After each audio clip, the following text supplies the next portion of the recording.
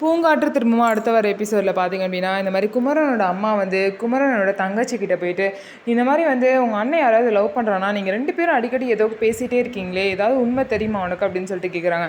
அதெல்லாம் ஒன்றுமே இல்லைம்மா, நானும் அண்ணனை சும்மா கலாய்ச்சிப்போம், வேறு ஒன்றும் இல்லை அப்படின்னு சொல்லிட்டு அவங்களும் சொல்லிடுவாங்க. உடனே பார்த்தீங்க அப்படின்னா குமரனோட அம்மா வந்து இல்லை எனக்கு ஆனந்தியை ரொம்ப பிடிச்சிருக்கு, அதான் ஆனந்திக்கு குமரன் வந்து கேட்கலான்னு சொல்லிட்டு ஒரு ஐடியா இருக்குது அப்படின்னு சொல்லிட்டு இதுக்கு குமரன் ஒத்துப்பானா அப்படின்னு சொல்லிட்டு கேட்குறாங்க.